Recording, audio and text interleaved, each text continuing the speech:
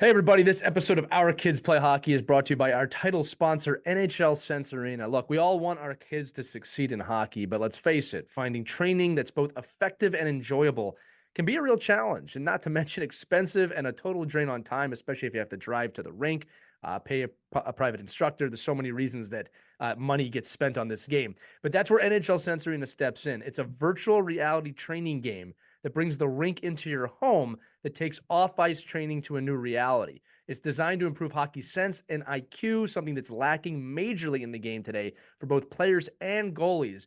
And you get unlimited access to over 100 drills and training plans from top coaches and players that can be played anytime, anywhere, with drills approved by USA Hockey player and goalie development directors.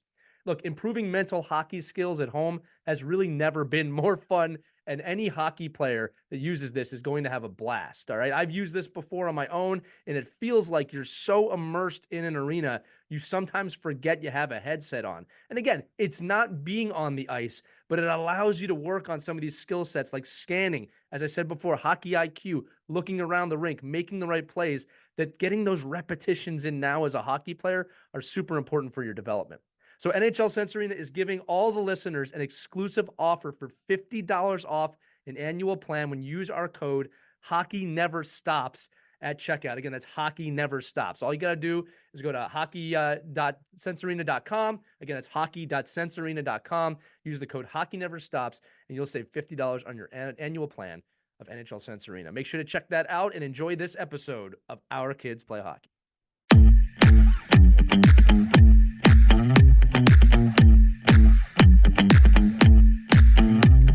It's it. It's the time. It's the end of the season, which means a lot of your kids might be moving up to the next age division.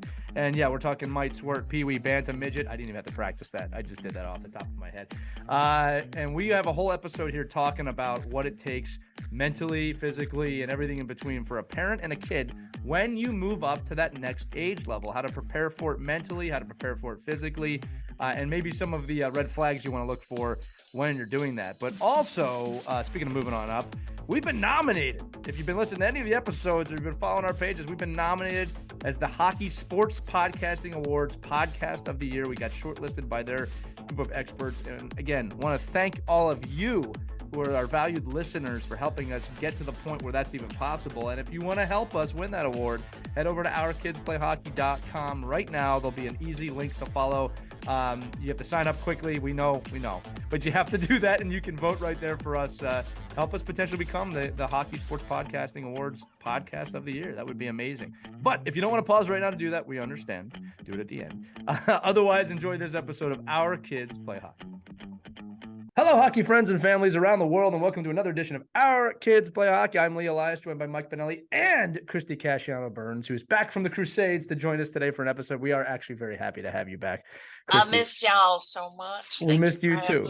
It's not the same without you. And today's topic is a special one. We're going to be talking about moving on up to the next age level. Again, we're not talking about going from B to A or triple A or quadruple A or triple A super elite prospect showcase, whatever. We're talking about going from mite to squirt to peewee, peewee to bantam, bantam to midget. That's right. I use the old names. Okay. I like them too much. I'm not letting them go. I'm holding on to them. Or, 8U, 10U, 12U, 15U, 18U. You know how it goes. But before we dive into this, we have a special announcement. Christy Casciano-Burns has graduated. I'm a graduate. Graduated. Yes. Mom graduate. Her youngest daughter, Sophia, has graduated from her college career, thus making her favorite daughter has graduated from hockey, making Christy the first alumnus hockey mom on this panel. Which is kind of exciting. It was so fun too. I mean, it was the way to go out. The girls had an amazing, incredible sudden death overtime game. They didn't win, but what a great way to just kind of leave it on the ice and have such a fantastic memory seared. Awesome. And they made history for their college too, because in the entire history of the program, they had never beaten St. Anselm. And they beat them in a playoff game, which had never been done since 2004. But we're going back years and years. And they made history. They were in the college record books for their college. And Of course, there are a lot of tears, when it was all over because it kind of hits you. You're walking out of the ring. You're like, wow, I'm Were walking any of out of those the kids even ring. were any of those kids even born in 2004? I was just gonna No. say the freshmen were No, born in 2004. That's that, exactly. that's And how so long that ago it was was. pretty amazing. So like, what a way to end it Very all. cool. It was great. It was I've fantastic. enjoyed watching it on your social media. It's been a lot of fun. Thank you. Yeah, And it's both of us. so the younger moms, the younger moms are coming up to a senior mom saying, "Why are you smiling? Wait, what do you mean? Are you sad? Are you upset?" We're like, "Nope. Next, come on, Yeah, get on with your lives, kids. Move on. I'm Well, gonna have some money. I'm actually be able to get my nails done. It's like, whoa, money in my pocket. I love it. Let's go, Let's girls." not discourage the young hockey parents yet. yeah, no, we'll get Move to that. on. We'll get to that Move as the on. episode goes on. Get No, on but with your life, boy. I want to give a stick tap from Mike and I to you, Christy, and I think it's also important to note that you're mentioning that just winning the championship is not the only way to go out feeling great. No. Yeah, Right? it was good stuff. It was good stuff. They Right. battled their hearts out. We were so proud of them. It was There's really a nothing lot left. of fun. It was Yeah, fun. there It's was a lot of nothing fun. left. So we have to start with all of this said, for those of you listening, the burning question, Christy, that you as a journalist, but I'm going to reverse it. I'm going to be the journalist to you. Uh-oh. The $4 billion question. Was it all worth it? Oh my gosh, yes. Yes. The memories, the friendships, all the lessons learned. It was just a culmination of 18 years of hockey. She started playing when she was 3. She's 21 now. So it's 18 years of determination, of, learning how to face adversity. She's made friends for life. I mean, I can see these women, these young women being in each other's weddings and being, godparents of their babies and stuff. I mean, these are forged friendships. They're always going to be there for each other, which is just so beautiful. The thing she learned, and this is true, employers love to hire hockey players. It's a fact. And I know why. Their work ethic, their ability to just face adversity, to figure things out, to come up with strategies on how to, overcome any obstacles. Yeah, so there's a lot to be said for being a hockey player. Yeah, and seeing your kids go through it. Yeah, I wish I had played hockey. I think I would probably be a better journalist. Well, look, No, seriously. There was absolutely no hesitation in your answer there. And I actually think that is something that all of us that are still in this game need to hear, that at the end of the road, it was absolutely worth it. Right. So fun. Super that's fun. An important message. And I think that you've calmed the hearts of many souls listening to this show. Now, Mike and I are going to make this uncalm and talk about all the things that are changing. No, Christy, that's a fantastic answer. And again, seriously, from both of us and all of us listening, congratulations on that for both your kids, right? Thank you very much. Yes, no problem, Elvis. So to give context to everybody listening, my son is about to graduate to Squirt, which is a pretty big jump. Mike, I forget if your kids are moving up to different age groups this coming season. Technically, yes. Yes, I'll take it. So I mean, it's not like. So it all depends. So we'll talk about that in the show, but we'll talk about that today. Sure. No, that's a good point too. And then my daughter is kind of at the end of Adams, looking at mites. So we're all at transitional periods within the game. Again, Christy's about to hit the jackpot and have all of her money back, which is amazing. But I want to talk about the common fears of this time period to kind of quell that for some of the parents listening, players listening, maybe even some of the coaches. And then talk about the reality of it, because there is a reality to your kid moving up to the next level. Spoiler, it's not that big of a deal. It's just part of the natural progression. One of the things I always worried about with my son in particular is because he was a little bit smaller than some of the other boys. I was always worried as he moved up a level, the size and the speed of players that were, bigger, even though they're the same age. There's such differences in weights and heights. Right. And I was always fearful of, how his body would break against some of these bigger, faster, stronger players that they would go up against. That was always a big concern. So we'll go to Mike Benelli on that one. And I think we're gonna have a discussion too on, because there are different, like moving up, there are actually some big changes. Like, when you were talking about going from a non-check to a checking, to going from maybe not moving up a level, but maybe you're moving up, within the organization, like a different organization has a whole different philosophy. You're That's moving true. to more That's travel, true. to more maybe workouts. Or is your kid ready? I saw a great thing today. We'll discuss too later on about, it's like a real seasoned, grizzled hockey dad that has a lot of, that has much, that wants to offer advice. But I would always refer back to this and preface this whole podcast tonight on the fact that none of you are going to listen to this, and you're going to wait until you're 18 and go, oh crap, I should have listened to that. That's the one you should have listened to, because what happens is everybody gets this great epiphany of what they coulda and shoulda and maybe wanted to really do, and for a lot of us it's too late. It's like after the whole process, like, man, I didn't need those 3 weekends away, or I didn't need to pull my kid out of that program. And again, I'd love to discuss that a little bit tonight, because it's not only moving up and leaving friends and leaving and buying a different jersey and moving up from from 10U to 12U. And then if you forget about it, if you're in a program that's major minor, where you're going from 10U minor to 10U major to so there are differences, and I think I'd love to discuss that, because I think it's a great thing to talk about within the fabric of youth hockey. Well, let's focus on one thing. All right, so we'll start with you, Lee. What are you worried about with your kid moving up a level? What's your angst? I'll tell you this. What are you worried about? We're going to walk you through this. The show has quelled a lot of them. So, look, here's the deal. My son switched from skater to pretty much full-time goaltender this season. So now he's going to Squirts, where he's going to be a full-time goaltender. It's full ice. There's the scores matter. They take standings, they take stats, which I personally don't care about. But that's a lot for a 9-year-old, going to be a 10-year-old to deal with. So the first thing, and again, a lot of this is based off the other parents that I've been with, those that are older, like their kids are 1 year ahead. The first one was just, what team are they going to make? And I'm very resigned to tell everyone, I honestly do not care. All right. We talked at that age, you shouldn't. I don't. It should not be. You should only focus on is my kid developing? Exactly. Is he getting the right instruction? Exactly. You shouldn't worry about that other stuff. If there's anything I've learned from this show, it's that the kid's got to be in the right place to develop. And if it's his first year in Squirt, and he's got the ability to play in a higher team, sure, all right, but I'm not hoping for that. I'm hoping him to be on a team where he. So you're already ahead of everybody, right? But I want the audience to hear. Well, remember though. Benelli's chiming in.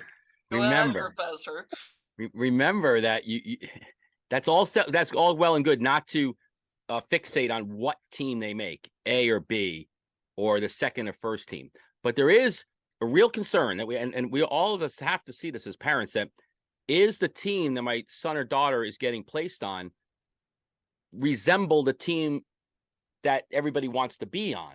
Because if the second team is just a throwaway team, right? If it's a team saying, hey, we don't even know who the coach is yet, because it's not really going to matter. It does matter. I mean, because that person's ability to have fun, to develop the kids. And actually, when you have a really strong developed organization that knows how to manage their kids and really use the term develop, you'll see the B kids progress faster and quicker than, because they're probably, for the most part, for many of them, they're in the proper place to have a lot of success. They're not like the old adage when we grew up, right? Was, to be the best, you got to play the best. But if you're playing the best and you never touch the puck and you don't get to play, you can't get better. So I think to your point, it doesn't. Yes, in a lot of ways it doesn't matter.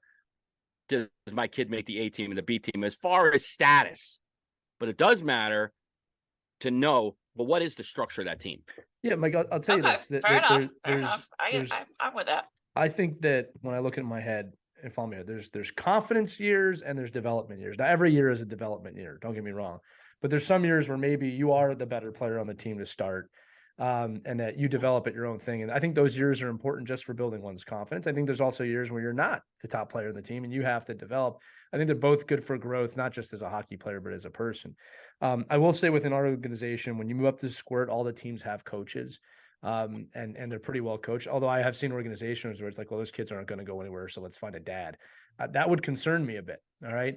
And again, I don't think he's walking into that situation. I feel like that our organization has that, but it's a great point you're making. So look, the first one was just team placement. And I remember seeing parents last year kind of disappointed.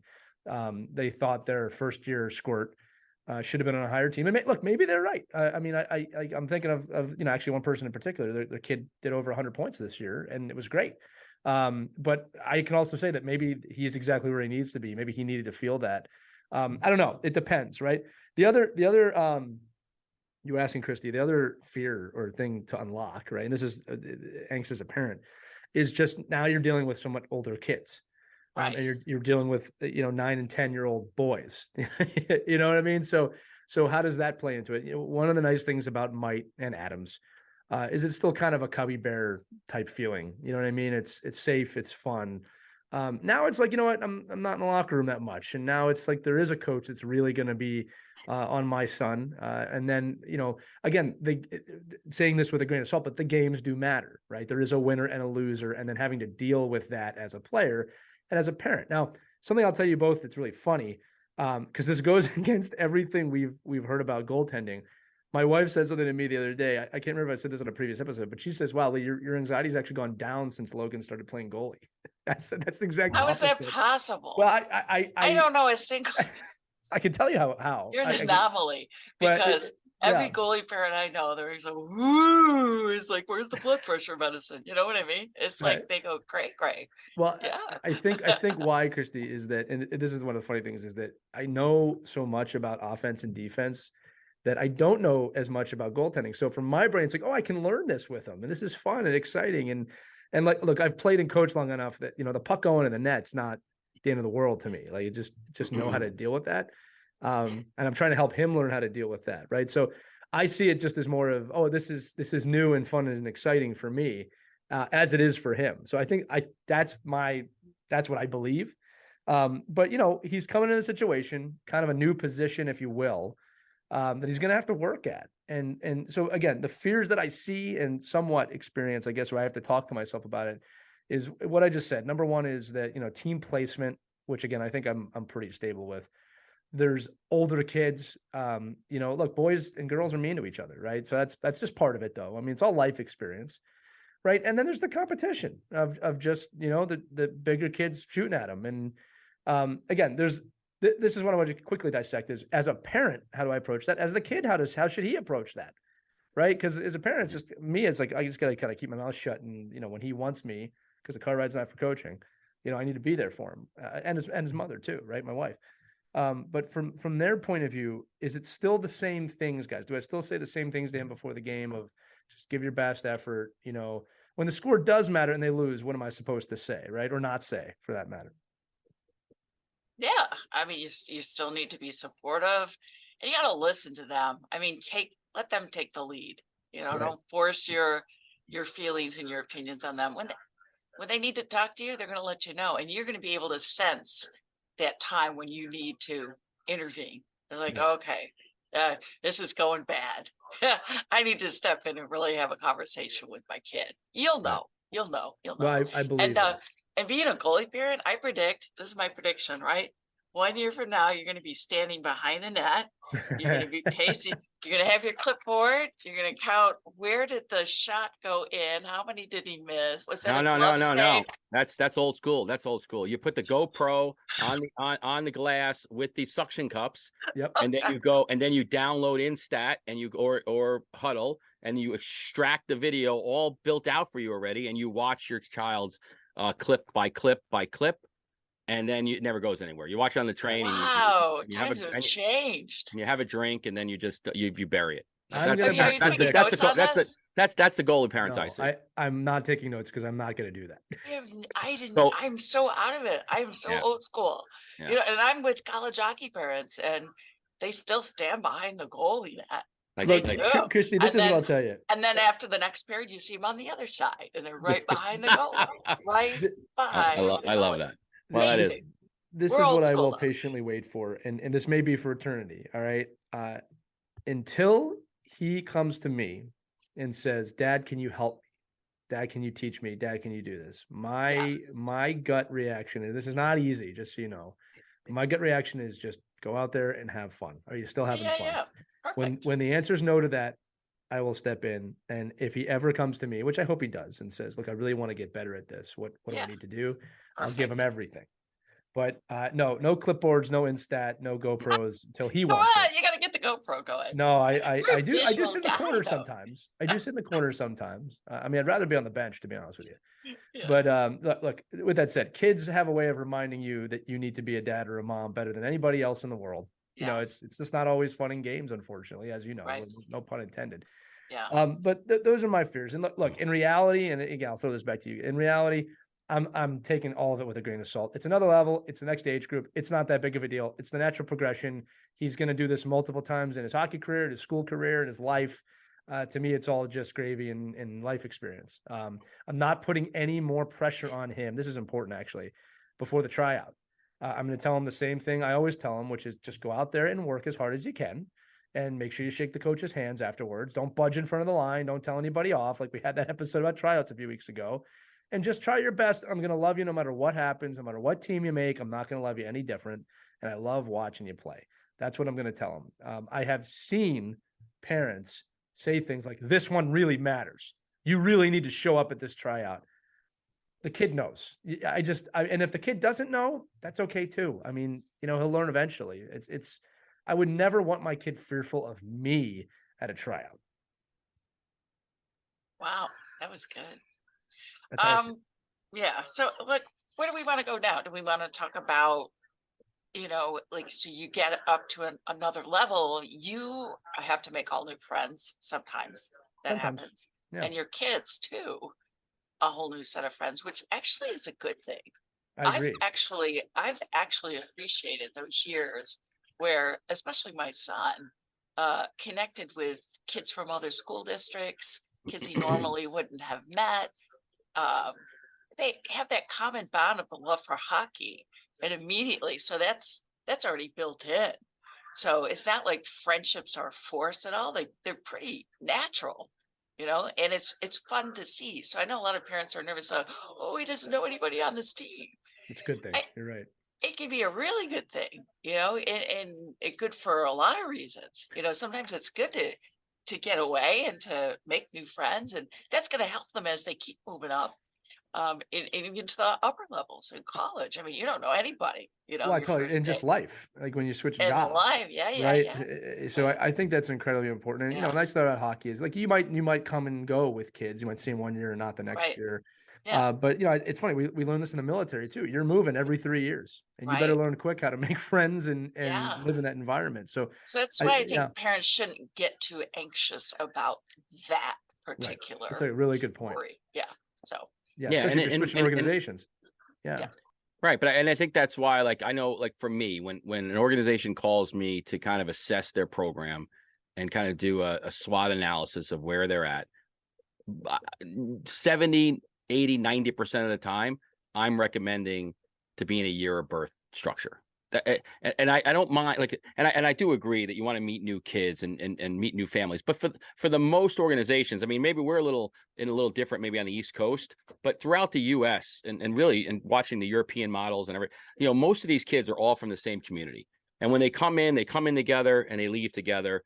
There's very few. I did a survey a couple of weeks ago on for like on social media, just trying to get an idea of like, why do we go through all this crazy tryout stuff when all there is really is like 2%? Like, Lee, when you look out on the ice with your kids for 10U tryouts, are there going to be 50 kids out there from a different organization? Probably not. You're probably going to have like 5. Right. And you're going to notice them right away. Oh, that kid's helmet doesn't match. He's the only kid. Like, so to me, it's like, well, what's healthier for organization? What's healthier for parents? And my advice is to find an organization that moves in a major minor category. And then you put your kids in age appropriate play. And Right. a 10-year-old, so I'll use it like for my son, right? So a 2013 year of birth, who's going to be a squirt major next year, plays with 2013 year of birth. Yeah, I agree with that. They're in the same school. They're in the same gym class. They're in the same kung fu class. They're in the same lacrosse program. Like now, if that's not your category, I agree. It's like anything else. Right. But well, that, you got, actually, I was talking to your boy there from some Syracuse, Boo Nieves, yesterday, and he was oh, talking I about love his him. experience coming through Syracuse. And it was the same, like it wasn't a lot of hockey. It wasn't a lot, Right. like you needed to find your level. You Yes. had to move. You Like did. you had to just keep Yep. going to a different place. But Right. for most of us, the community organizations that exist would be healthier. You'd retain kids longer. You'd build better programs. But if you're not in that situation, I think to both your guys' point, you need to coach your kids on the socialization part. You can't just ask your 10-year-old to go in a locker room and not coach them by the fact that you're going in a new locker room. Remember when we had Daryl Belfry on? He talked about how he would put his daughter in these weekend tournaments, and she only had to come out with one thing, and that's meet 3 new friends. Like Right. know them, Right. introduce them, Yes. know their name. Yeah. And that was when she's 15 years old. So imagine what you could do for your 7, 8, 9-year-old. Just the comfort level of saying, "Hey, my name's Michael. I want to meet you. I'm excited to be here." Well, and Mike, And I'll again, add kids on can that. kids No, can and- be Yeah. kids can be brutal. I get that, Right. but then it's our Yeah. job to coach them Right. through that adversity. Right. And the scenario you provided of organizations that can do that, bravo. I wish we Right. had that, but we didn't have that. But I have seen when we played against other teams where they have that kind of a structure, you can tell right away that those kids have been together for a long time because of the chemistry. They look at each other, they pass.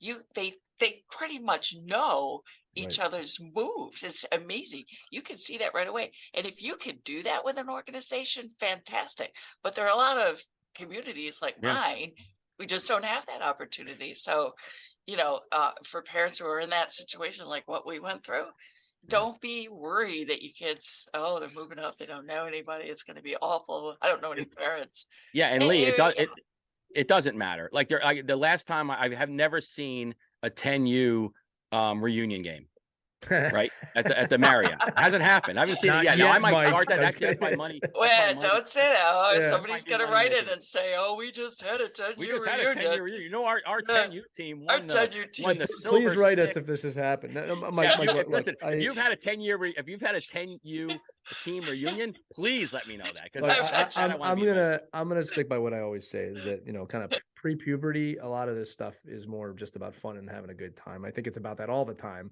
but in the context of how I'm approaching it, Mike, I'll tell you a couple things, Christy, too. One thing we have to keep in mind too about the kind of 7, 8, and 9-year-olds is that we don't talk about enough is they had to deal with COVID. They were locked up for 2 years. So I think the social dynamic, Christy, that you were alluding to is actually extremely important. I've seen, and I'm not pointing anybody out, a lot of socially awkward kids recently because they were not in those environments the last 2 years and they don't know how to be in an environment with other people and they're learning, right? And it's been wonderful to watch that, but they're just kind of awkward. I don't know if that's normal for that age, but I think that that's something that as a parent of someone who's 9, it's the more interaction they can get, the better. The other thing too, Mike, that you brought up is looking at organizations. Are they development first or making it to the top level first? Right. And I think that I am not a big fan, and I'm not going to say which one my organization is, but it's to me, it's not about you got to make the best team. You got to make the best team. We talk about it. I want him to make the team where he's going to learn the most and he can enjoy the position the most, and he can learn how to properly make a glove save, blocker save, and angle and square up, not where there's so much pressure to win the game because he's on an A team. Not yet. I don't want anybody listening. I've had to make this distinction a few times because someone says like, you don't want them to compete. I want them to learn how to be competitive. And there's a difference between competing and learning to be competitive. I think when you get, and Mike, we'll transition to you here. When you get over 15 and it's high school and it's college, yeah, you got to compete. I mean, that's the level you're competing. You're trying to win. All right. But you've hopefully developed a healthy understanding of how to compete and how to be competitive in a healthy way, or else you start seeing severe mental illness and severe mental issues and suicide and all these other things. So again, if we don't teach them that prior to that, and I think this starts in Adams, to be honest with you, I don't think we're doing our job. And I think parents, we add the most pressure on if we're not careful. And that's why I said what I said about the message I'm going to tell my kid. I remember going to tryouts. I was often nervous and I was often worried, and I was already feeling that. My parents never added, thank God, any pressure onto that for me. I was already feeling it. So the kids today feel it probably even more because they got to go online and say what team they made. Nobody cared when I was 15. Right. You didn't know. I didn't know. Nobody cared. I made the team. Oh, that's great. Lee made the team. They didn't even know what A, B, C, There's everything no in between. status to it. And Yeah, I think so there's two words that like that 15U, 14U, that's so scary to me. It's first of all, it's elite competition, right? And it's development. Because everybody at 10U and 9U and 7U should be developmental. Like there are no elite 10-year-olds. And I think and I don't mean, and I think this is where people, like, I know in my world, this is where people get like, oh, well, you don't know what you're talking about, Mike. Like you want to have development. You think about development. Development's not competition. Development's not my kid is striving to be this. No. Matter of fact, development is all about competition. Like when you look at the ADM model and what USA Hockey's done, it's not a recreational, everybody hugging each other model. It's a high performance model. It's the model that if you want to be an elite hockey player when you're 17 years old, it's the model that you need to be using at 8. Right. And it is about competition. It's about battling. It's about adversity. It's about winning and losing. Like even at cross ice mites and 8U hockey and 6U hockey, yes, there's no score on the scoreboard, but that's not for the kids because the kids all know the score. That's for the batshit crazy dad that starts putting together schemes to win the game. That's who that's for. It's not for the kids because the kids do know the score. The kids always listen. My kids play shinny and they know the score. Right. Like that. Like even if I try to fake the score, like no, Dad, that's not the score. I know the score. Okay, well, it's not. I don't have a scoreboard in my apartment. They know the score if you're kicking a rock down the street. Who has? They know the score. So they know the score. But I want that. I want competition. I want battling. So I think when we're talking about moving up, like I see that with my, from moving up from like house league or rec to travel, there's a whole other world of expectations there. And I think the problem is that gap shouldn't be that big. Like my rec player should have as much development opportunity. Listen, I run a junior ranger development program called Junior Ranger Rookie Leagues. These are all 10 and under kids that aren't travel kids.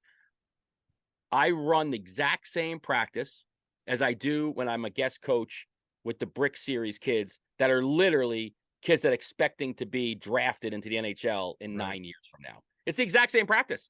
Now, does it look the same as far as the level goes? No, because there are different varying levels of 9 and 10-year-olds. But the format of the practice is a high performance practice. So when you're moving up, if you're in an organization that understands that the high performance part is the most important part, then you're so lucky.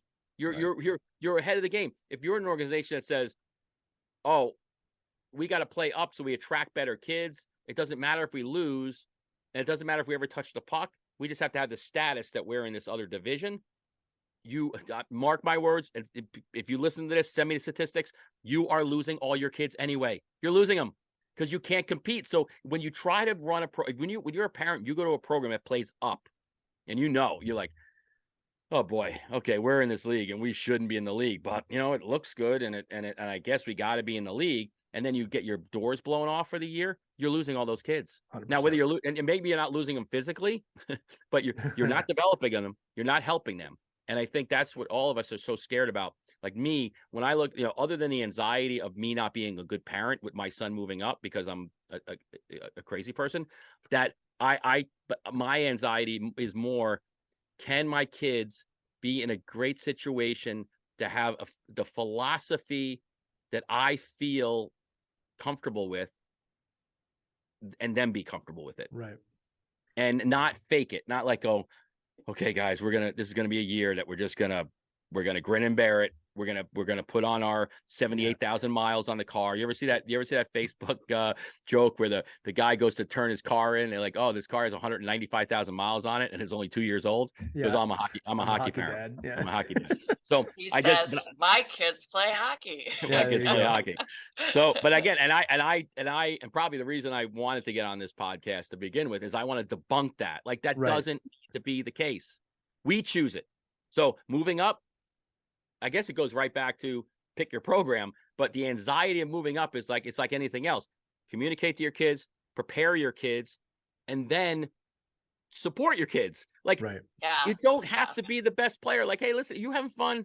I love being here. Okay, well then we're good. Are all the parents Mike, like, say that again. Say what you just said again. I want everybody to hear you say that again. I don't know. Caitlin's gonna have to. She's gonna have to No, repeat that. your kid does not have to be the best player. That I think that is such an important lesson. Matter of fact, depending on where you're at, it might be better to not be the best player. I can guarantee you that. Yeah, I can guarantee that. Listen, there are great players that continue to be great players. They're always great players. They're always the best kid.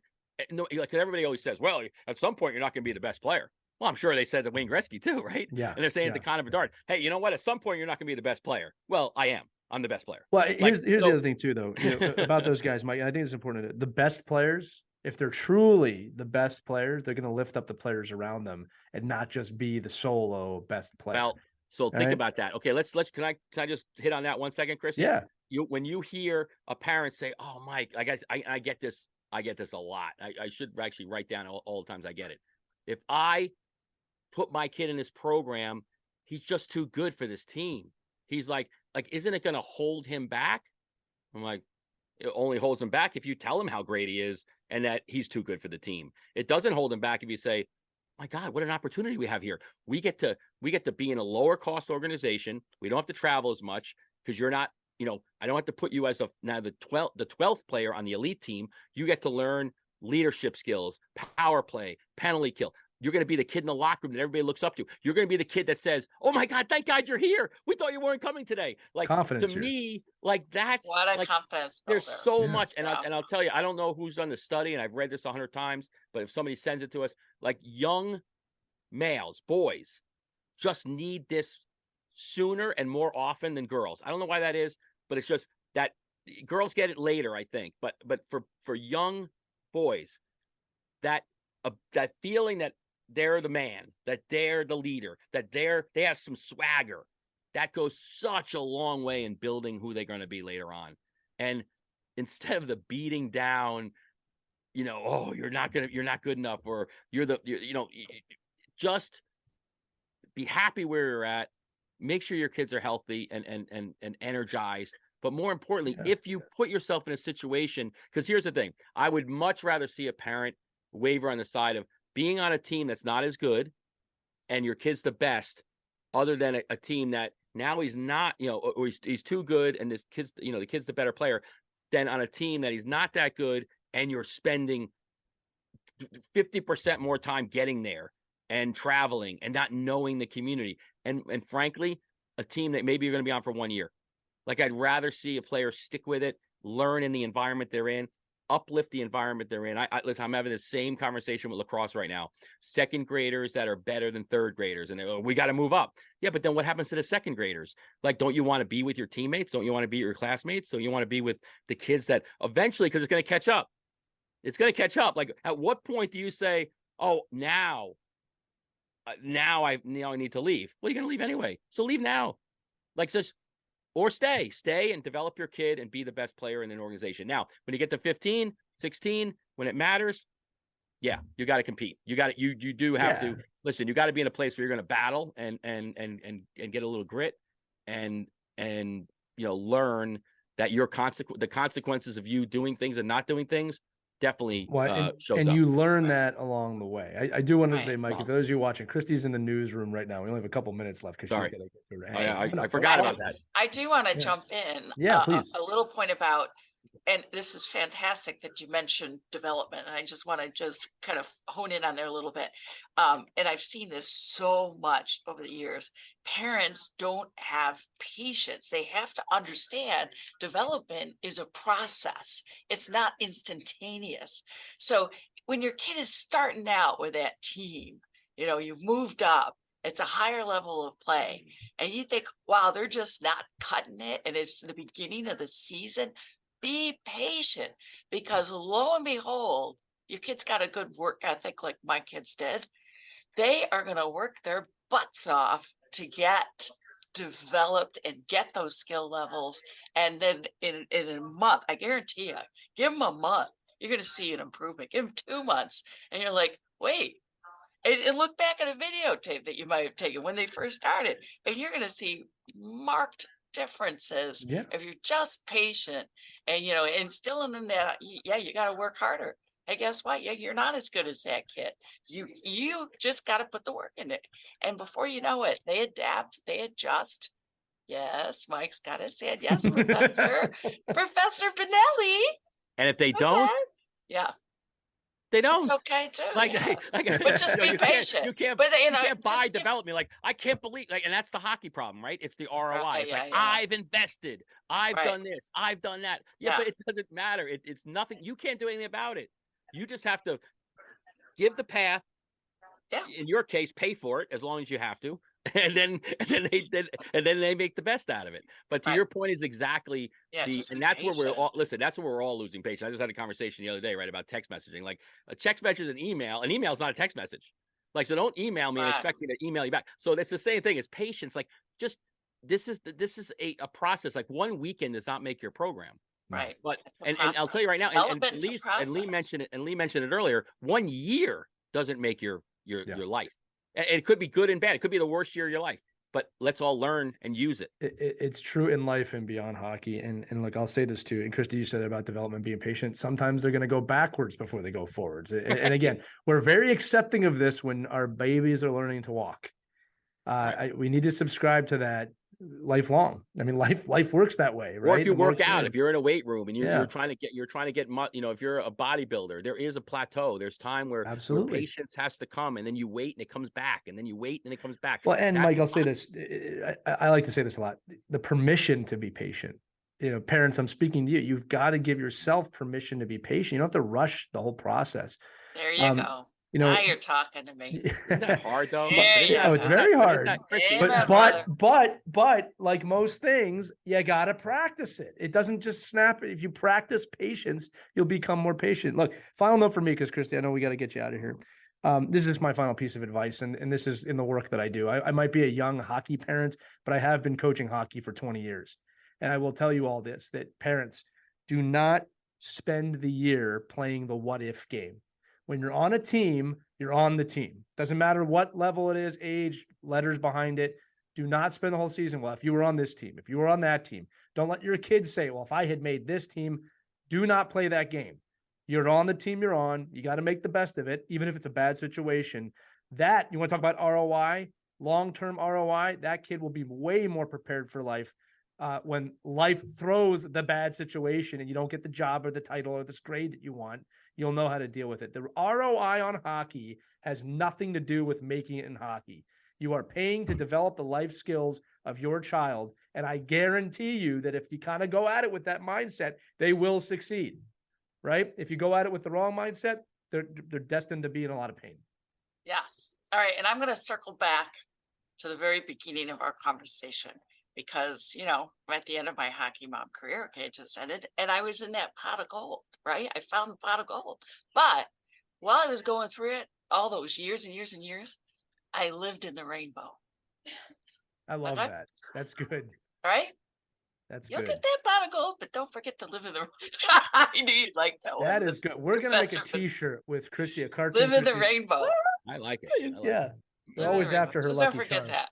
No, actually, Chris, that's brilliant. I'm gonna end it Yeah. on that one. Oh, and I do Um, have over 135,000 miles on my vehicle. It's not so. That's beautiful. How many Hilton honors points do you have? That's what I want. Oh my All of them. gosh. All of them. I think She has all I of them. think I got a free trip to Italy. Yeah, when she walks in, they go, "Oh, Mrs. Cascio Burns." Listen, just to close this out, we do want to do an episode on kind of that movement from non-hitting to hitting. We'll do an episode on that, of what happens when you're stepping up to actual physical contact in the game. And that year prior, what used to be called Pee-wee, of learning how to do that. That's a separate episode. But I think today's goal was to give some general, thoughts about, hey, what happens when my kid's moving up to the next age level. I think we accomplished that. We got it from the fairy godmother herself, who rides rainbows and flies around, Christy Cascio Burns, and Big Man Benelli, who just knows what he's talking about. No, and Man Benelli. Big Man Benelli, I'm going to use that. And I want to say again to both of you, thank you both, because a lot of the insight I have on this comes from you two in doing this show, right? And it's one of those things, until you experience it, you don't really know what you're talking about. But having gone through 3 seasons now, I can see a lot of it, and I'm thankful daily that I have the insight of you two and our audience that have sent over messages to help us with that. So again, shorter episode today. Again, if you're watching, Christy's in full anchor gear. She's about to jump on the news. Christy, thank you for being here tonight. We always appreciate it. Good luck. She's looking for something, but I was looking for my my microphone. I don't have it here. your actual But, microphone. No. But look, feel free to Be message live. us. We gave you lots of reasons to email us this week, whether you agree with us, disagree with Mike, because most people agree with us. No, I'm just kidding. If you disagree with any of us, email us. No, most people team@OurKidsPlayHockey. disagree with me. I get it. I don't disagree with you, Mike. I think I want to hear about that 10-year reunion though. Okay, wait. I'm Yeah. I'm organizing it. It's only $6.95 per head. And you Right. can use your health and honors. Yeah, I was just gonna say that. All right, so that's gonna do it for this edition of Our Kids Play Hockey. Remember, all the episodes are available at OurKidsPlayHockey.com. If you're looking for some great coaches, diff, end of season gifts, check out OurKidsPlayHockey.com. They're there. Other than that, we'll see you next week. Everybody have a great weekend. We'll talk to you soon. Take care, everybody. We hope you enjoyed this edition of Our Kids Play Hockey. Make sure to like and subscribe right now if you found value wherever you're listening, whether it's a podcast network, a social media network, or our website, OurKidsPlayHockey.com. Also, make sure to check out our children's book, When Hockey Stops, at WhenHockeyStops.com. It's a book that helps children deal with adversity in the game and in life. We're very proud of it. But thanks so much for listening to this edition of Our Kids Play Hockey, and we'll see you on the next episode.